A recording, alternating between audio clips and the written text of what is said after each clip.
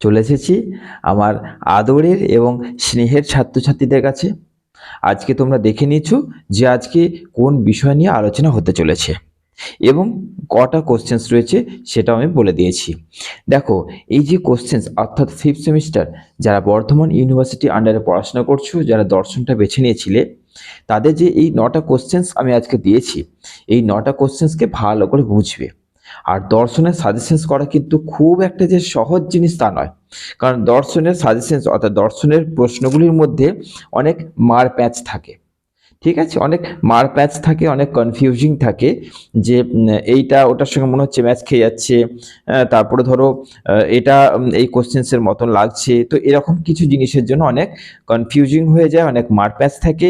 তো সেইগুলোকে আমি সাজিয়ে গুছিয়ে তোমাদের জন্য এনেছি, তোমরা পড়াটাকে যাতে গুছিয়ে করতে পারো।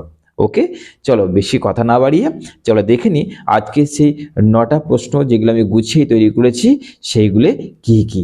চলো,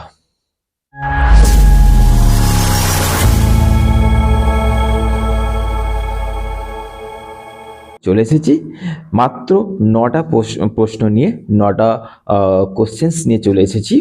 দেখো, এই যে 9টা কোশ্চেন্স দেবো, তোমরা একটা কাজ করো, যখন আমি কোশ্চেন্সটা বলবো তোমরা আগে নোট ডাউন করো। ওকে, আর সব থেকে শেষে কিন্তু একটা কথা বলবো, সেই কথাটা কিন্তু তোমরা অবশ্যই ফলো করবে। ওকে, দেখো তোমাদের জন্য দিনরাত এক করে আমরা সাজেশনস তৈরি করি শুধু তোমাদের জন্য। তোমাদের কাছ থেকে আমরা কি চাই? তোমাদের অপার ভালোবাসা, আর সেই ভালোবাসা তোমরা যে আমাকে দিয়েছো এটাই আমার কাছে অনেক।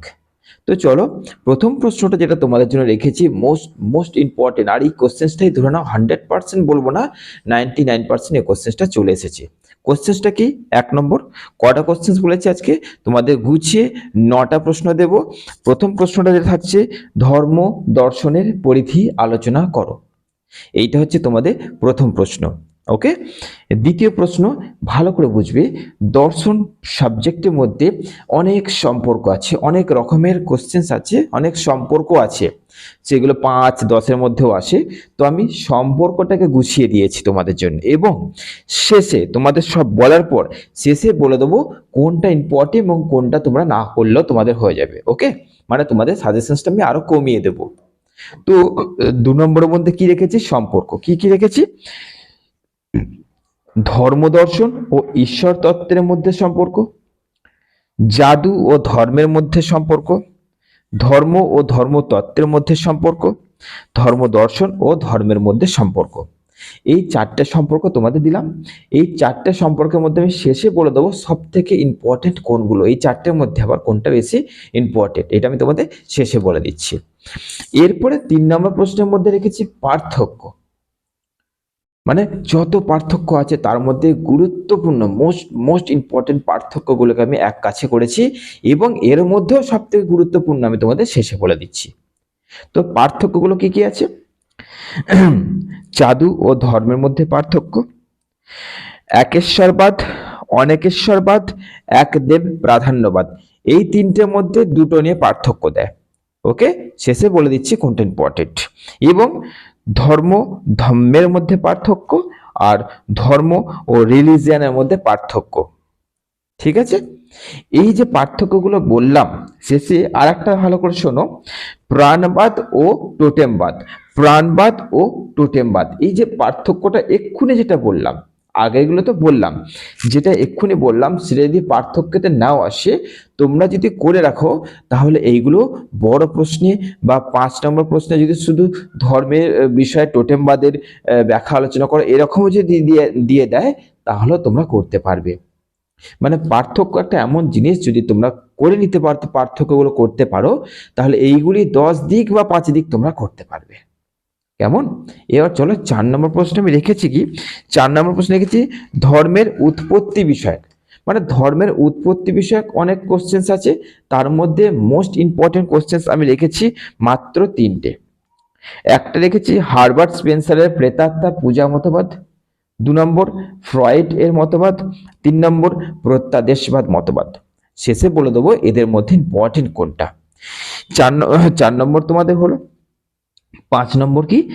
ইসলামের 5টি স্তম্ভ আলোচনা করো, বা এর সঙ্গে ধর থাকছে খ্রিস্ট ধর্মের ত্রিতত্ত্ববাদ আলোচনা করো।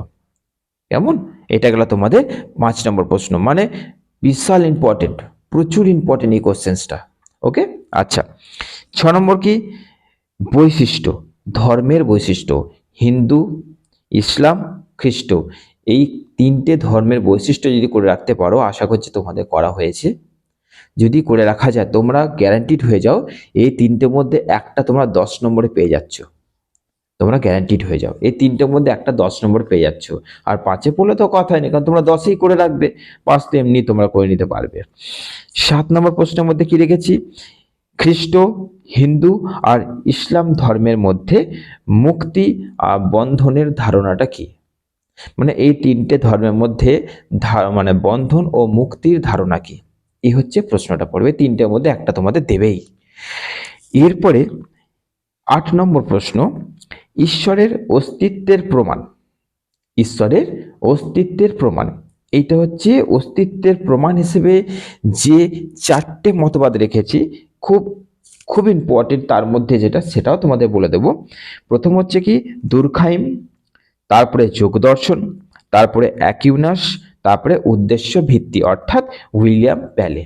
এই 4টে ঈশ্বরের অস্তিত্বের প্রমাণের পক্ষে প্রচন্ড ইম্পর্টেন্ট, এই 4টের মধ্যে তোমাদের দেবেই দেবেই, তোমাদের কিছু করার নেই। মানে তোমরা যদি বলো এই 8 নম্বর কোশ্চেন্সটা করবো না, তাহলে তোমরা 10 নম্বরটা করতে পারবে না, 10 নম্বরে যেখানে কোশ্চেন্স দেবে এখান থেকেই দেবে।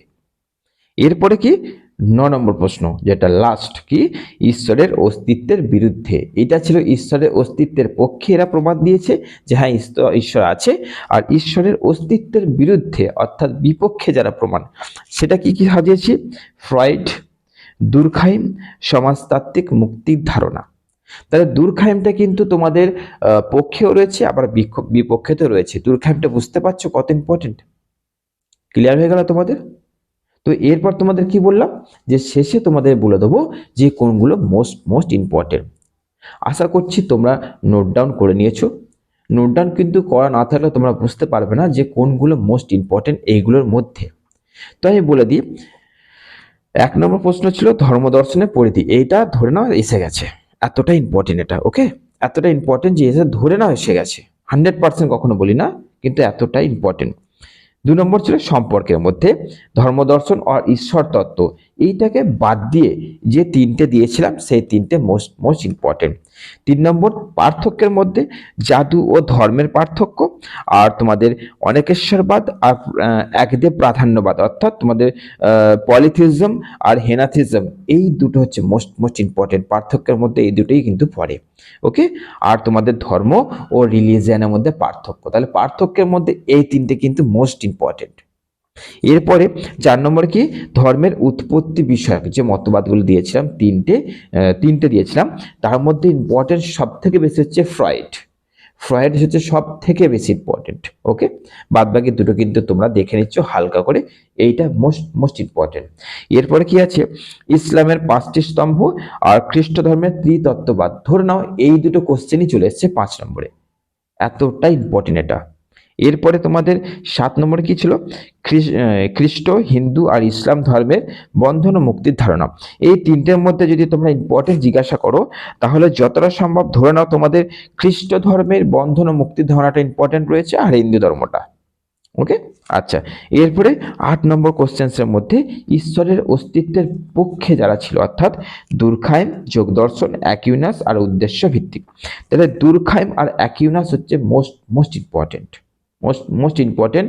অ্যাকিউনাসটা এইভাবে দিতে পারে যে বিশ্বতাত্ত্বিক বা আদিকরণ যে মতবাদটা ছিল ঈশ্বরের অস্তিত্বের পক্ষে, ওকে, এইভাবে অ্যাকিউনাসটা দিতে পারে। তাহলে এই দুটো ইম্পর্টেন্ট। আর 9 নম্বর কি, ঈশ্বরের অস্তিত্বের বিরুদ্ধের মধ্যে কি, ফ্রয়েড, দুর্খাইম, সমাজতাত্ত্বিক। এই ফ্রয়েড, দুর্খাইম, সমাজতাত্ত্বিকের মধ্যে দুর্খাইমটা সব থেকে বেশি ইম্পর্টেন্ট। কেমন হলো? তাহলে তোমাদের কিন্তু বোঝাতে পারলাম যে এইগুলোর মধ্যে কোনগুলো তোমরা আগে পড়বে, কোন কোশ্চেনগুলো তোমরা আগে পড়বে, যাতে তোমরা সব কমন পেয়ে যাও। 10, 5 তোমরা এর থেকেই সব কমন পেয়ে যাবে, আলাদা করে 5-এর কিচ্ছু করতে হবে না, এগুলোর মধ্যেই তোমাদের কমপ্লিট হয়ে যাবে।